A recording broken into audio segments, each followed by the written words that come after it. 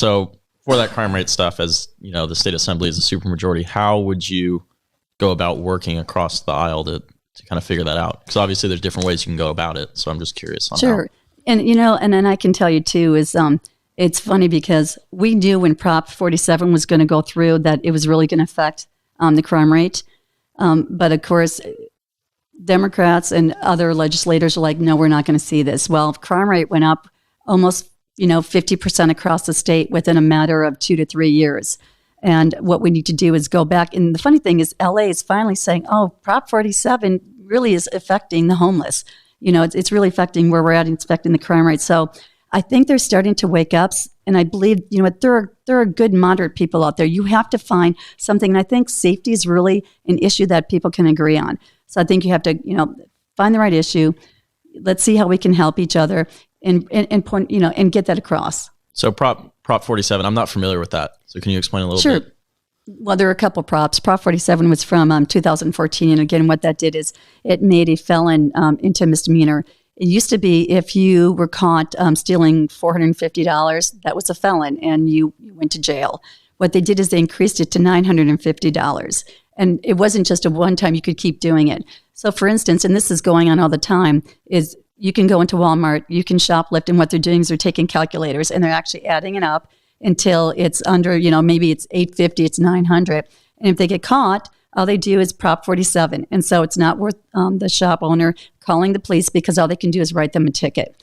And so that changed. You could steal a gun if it's under $950. Prop 57, though, I want to let you know, that was in 2016. What they did, again, they wanted to get more release. So they said, if it's not labeled a victim crime, we'll make that a misdemeanor. The problem is that rape, if unconscious, wasn't labeled a victim crime. Sex trafficking wasn't labeled a victim crime. Drive-by shootings. So they made these crimes into misdemeanors.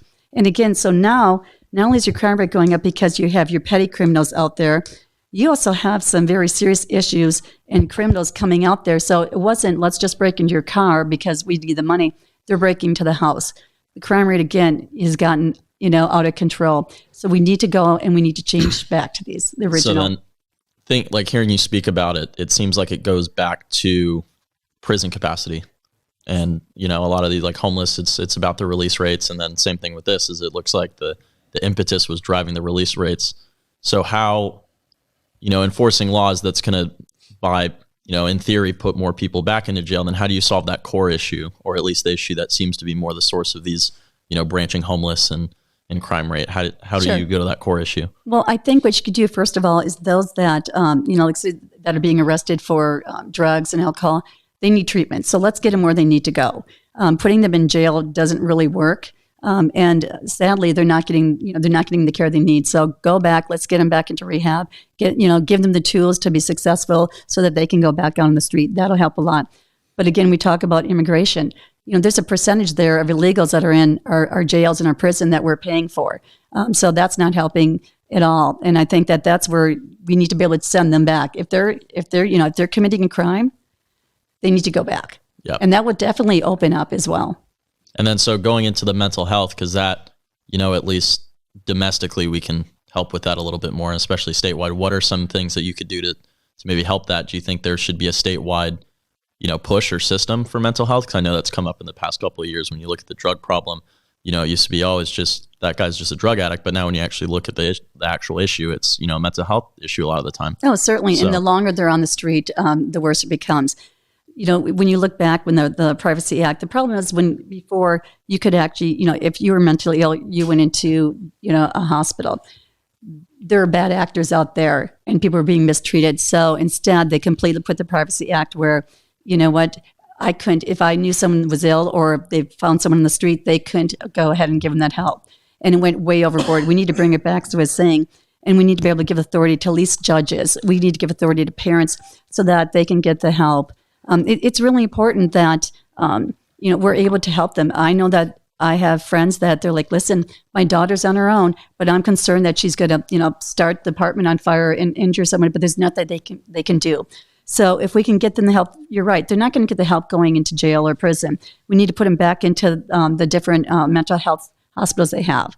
and give them back on the get the treatment so that they can have, come back and live a good life. Yeah. And I know that like social programs aren't generally thought of well, especially in the Republican Party, but looking at it, it seems like being able to offer services, maybe, pre-crime services. So not, somebody who's already convicted, but, somebody who needs help or needs outreach. I mean, I feel like that's something policy-wise you could vibe with, at least across the aisle. It seems something that might help. I don't know if you were open to that or have thought about that, but. No, I completely agree. And also, if you look at our prison system too, they're not doing any rehab there. Unfortunately, there's more drugs going on in prison than there are outside. And so there's no treatment there. And a lot of times they'll maybe give them, rehab the last couple of weeks before they have to go out. Well, it's way past that time. Yep. So we need to just look at, again, what the concern is, where we can, where they can be addressed. And, do they belong in jail? Do they belong in prison? Or do they belong in rehab, a place where they can get help? Laurie, speaking about public health and public safety, what are your thoughts on sober living homes? Sober living homes, I've been very active with that. I'm president of the Association of California Cities. And what that is it's a local group that we look at local control and making sure that there's not an overreach. So when I got involved in 2012 with this, sober livings were just kind of opening up into our communities. But this had a lot to do with Obamacare. What it was is it was starting to become a business, unfortunately, and you had a lot of bad actors. So what they were doing is, going into a residential area, they could go ahead and put 6 beds or less, and at that point, charge $5,000 or more per month because it was being covered by the insurance.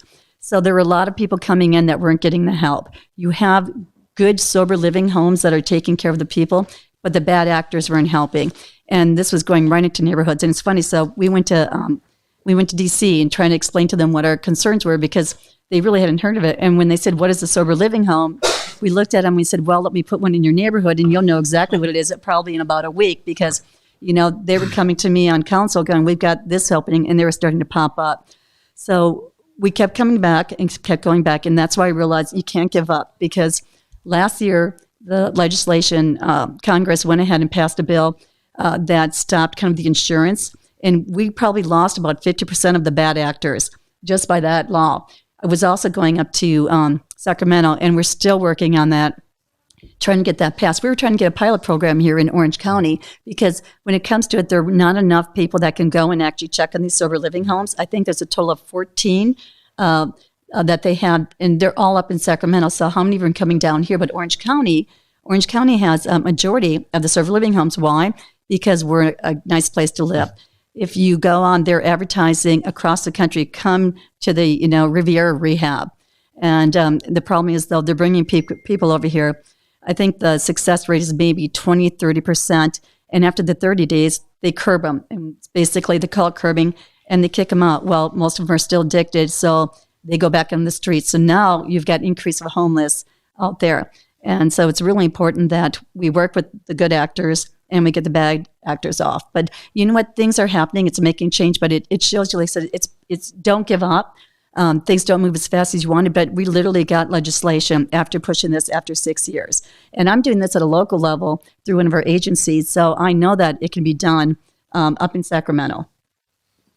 So then so it seems like, looking at these issues, it comes back to one, transparency, and then two, it seems like almost across the aisle, at least on the Democratic side, and I keep going back to this because super majority is going to impact how you're able to pass legislation. How, would you frame this in a way that you can work together with somebody across the aisle to get something done? Because, transparency, most people are for. Generally, nobody's going to come out and say, I don't want transparency. I want it to be closed door. But what specific things, how would you frame that? I'm just curious. Well, I think, let's take sober living, for example. I think they have to really understand how that's affecting those that they represent. And again, I think it's about dialogue. It's about, just like we're having conversation here, just like when I went to D.C. with the Association of California Cities, just like we went to Sacramento, education first. A lot of people don't understand actually, what the problem is, how it's affecting their residents, and then how can you fix it. So once you start bringing it to the attention, you let them know, then you can actually work together. But these are issues that can be worked across the aisle. You just have to be willing. And I'll be honest, you just can't get up there and say, I'm going to say no to everything. That's not what you're going to vote for. You know what? You want to have someone that's going to have common sense. Find people. It's like anything in life. You know what? When you want to solve something, you find the right people. That are on the same path, want what's best. And you can work together and you can make it happen.